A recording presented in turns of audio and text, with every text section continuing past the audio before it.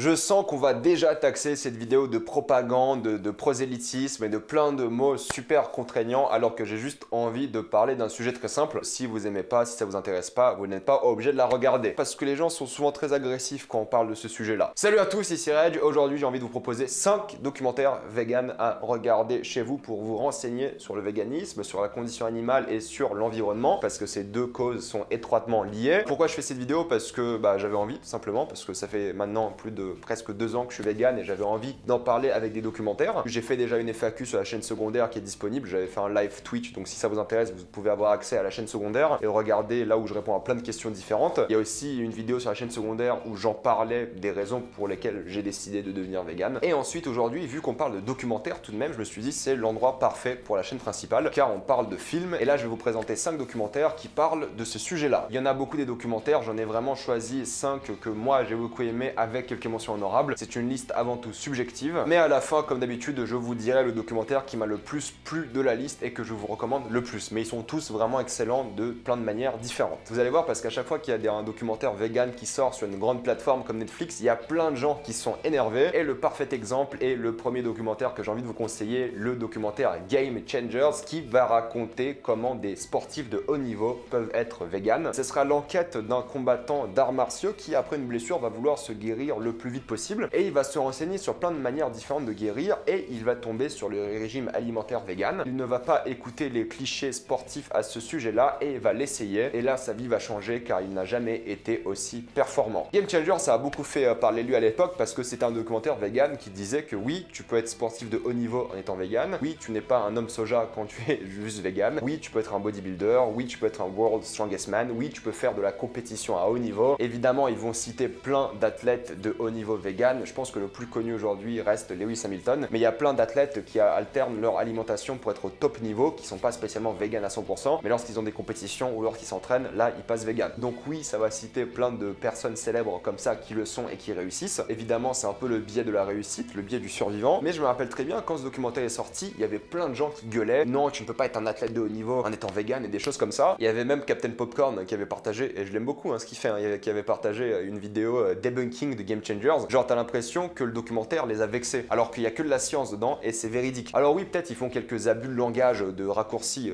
scénaristiques on va dire. Ils parlaient du fait que les gladiateurs ne mangeaient pas forcément que de la viande car la viande était chère et des choses comme ça. Ils parlaient du fait qu'on n'a pas les dents pour manger de la viande, mais en vrai la science est là, les choses sont là, c'est juste qu'il y a des raccourcis de langage, mais tout ce qu'ils disent dans le documentaire est vrai et a été prouvé. Il y a plein d'études qui ont été faites sur le documentaire par la suite pour prouver tous les éléments du documentaire et le documentaire est véridique et il est bon, il est scientifiquement correct. Donc toutes les vidéos de debunking qui ont été partagées me font toujours marrer parce que je sais pas pourquoi mais ça vexe les gens que des gens soient véganes et qui réussissent. Donc c'est toujours assez marrant pour moi à comprendre ça parce que je comprends pas. J'essaie de le comprendre mais je comprends pas, genre c'est une attaque personnelle des fois. Non, les gens ils mangent des légumes et ils peuvent être autant forts que moi à la salle, c'est pas possible. Donc le but du documentaire c'est cet homme là qui va enquêter sur le mode alimentaire vegan. Il y aura un côté historique qui est pour moi pas très intéressant, l'histoire des gladiateurs et tout ça je m'en fous, mais le côté où il va vraiment faire des tests, il va vraiment aller voir des gens qui sont donc des bodybuilders, des vrais athlètes, il va leur parler de leur expérience, comment ils sentent depuis être passé à un régime alimentaire uniquement vegan et ils répondent tous qu'ils se sentent beaucoup mieux. Et honnêtement, je l'ai vécu aussi que ce soit un point de vue du sport parce que je fais quand même du sport assez souvent. Depuis que je suis devenu vegan, je trouve le sport beaucoup plus simple parce que mon alimentation est bien meilleure depuis. Ça ne veut pas dire que c'est lié au fait uniquement du véganisme, mais juste quand tu es vegan, tu fais bien plus attention à ce que tu manges. Et c'est un peu ce qu'ils prouvent avec ce documentaire aussi, c'est qu'ils font plein de tests. Ils font plein de tests sur plein d'athlètes différents, dans plein de domaines différents, sur plein de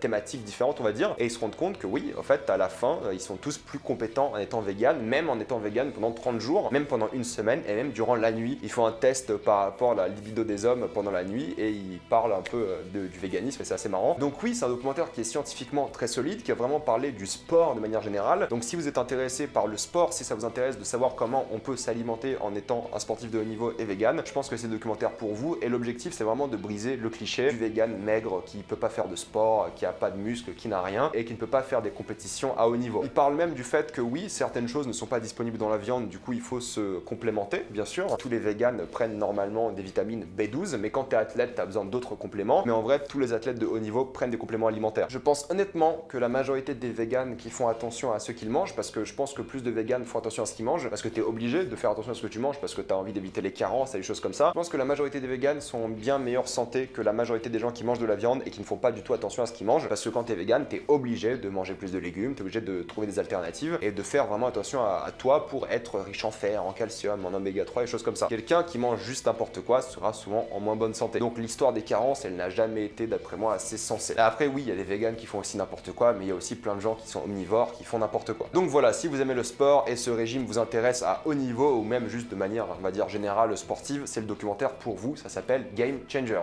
Deuxième documentaire que j'ai envie de vous conseiller qui va être un exemple très précis de conditions animales, c'est le documentaire Blackfish qui va parler d'orques à SeaWorld. Vous savez, ces parcs aquatiques où il y a des orques et ils font des attractions, et ils ont des présentations, des spectacles. On va prendre l'exemple d'un orque qui a tué quelqu'un et à quel point ça a vraiment dégradé l'image de ces animaux. Et ce que j'aime beaucoup, c'est que le documentaire va vraiment défendre l'animal avant tout. On va pas défendre l'humain qui l'utilise en tant que spectacle, on va vraiment défendre l'animal et pourquoi l'animal a tué. On ne défend jamais le fait qu'il a tué un humain, ça c'est toujours horrible évidemment, mais on essaie de comprendre quel comportement a mené au fait que cet orque-là a tué un humain. Et c'est simple, on le dit dès le début, hein, les orques-là qui vivent à SeaWorld ou ces parcs aquatiques vivent dans des petites cages sombres sans lumière où il n'y a rien du tout 2/3 de leur vie. Donc ils sont confinés 2/3 de leur vie. Vous savez ce que ça fait maintenant d'être confiné, imaginez 2/3 de votre vie. Ils vont parler des punitions que ces animaux vont subir, ils vont parler du système de récompense qui n'est pas compatible avec leur mode de vie, ils vont parler du fait qu'ils sont pas en liberté et c'est des animaux qui aiment nager et qui doivent nager mais ils ne peuvent pas car ils sont littéralement en prison. Et on va vraiment acheminer tout ce, on va dire,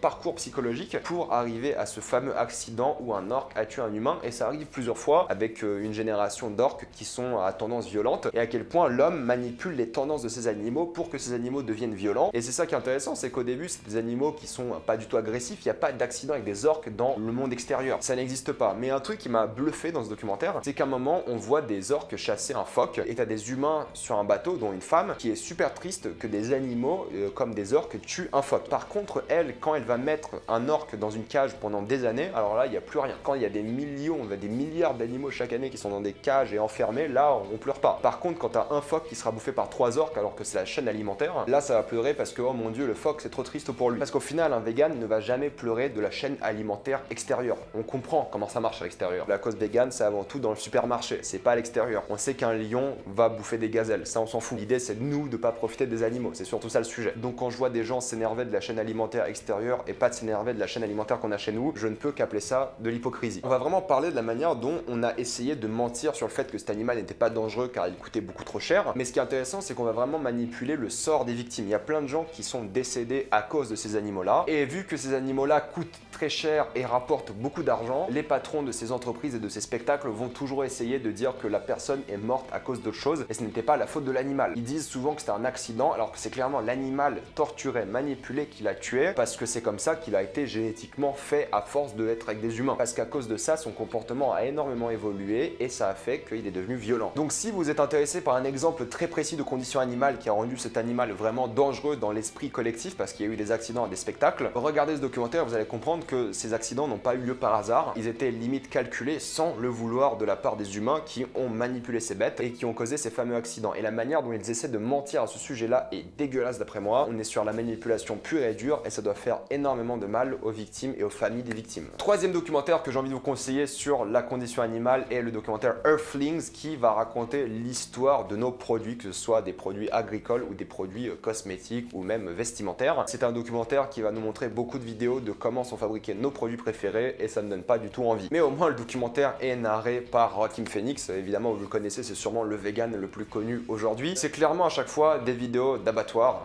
beaucoup de vidéos d'abattoir, donc ça c'est très dur à regarder. Ne regardez pas ce documentaire en mangeant parce que c'est pas possible, encore moins si vous mangez de la viande, mais c'est que c'est un documentaire qui est super prenant parce que tu vois à chaque fois comment sont faits tes produits. On va passer d'animal en animal, tu as toute une partie agricole qui sera énorme avec les vaches par exemple, avec les porcs, avec les poulets, avec vraiment tout ce que vous voulez. On va te montrer comment ils vivent, dans quelles conditions, comment ils sont torturés, comment ils sont mangés, comment ils sont vraiment assassinés. Il n'y a pas d'autre mot, c'est vraiment ce qu'ils disent dans le documentaire, un holocauste moderne pour les animaux parce que c'est un génocide à la chaîne. Et ils font bien le parallèle entre le fait que tu as un beau steak à la fin mais tu vois pas toute la souffrance pour arriver à ton steak avec des égorgements, des vidéos vraiment horribles. Et il y a des pratiques que je ne connaissais même pas qui ont lieu sur des animaux. Je me dis comment c'est possible. Et oui, quand tu regardes ça, après t'as vraiment pas envie de manger de la viande ou même manger du fromage parce que le fromage c'est l'industrie de la viande, ça il ne faut pas l'oublier. Et ça qui est intéressant c'est que tu vois ces vidéos là et ça te motive à tout arrêter. Et moi à chaque fois que j'ai peut-être un peu envie de viande ou quand je vois la viande, je pense à ces vidéos là et je me dis non, ça vaut pas le coup. Ils parlent aussi de l'industrie pharmaceutique, ils parlent du cuir, des vêtements, ils parlent aussi des poissons parce que oui, les poissons ont le même système nerveux ou du moins très similaire à nous humains et même animaux. Et il y a plein de gens qui oublient que le poisson sont aussi une espèce plus animales qui sentent la souffrance. Donc ça va aussi beaucoup parler de la pêche, des dauphins, des requins et même des poissons de la vie de tous les jours. Donc oui, ça va être un documentaire qui va beaucoup parler de ça. Après, vous n'avez plus envie de porter du cuir et des choses comme ça. Donc si ça vous intéresse de savoir comment vos produits sont faits et d'où vient cette souffrance et quel résultat ça a à la fin, regardez Earthlings, c'est vraiment très très bien. Et si vous voulez voir encore plus de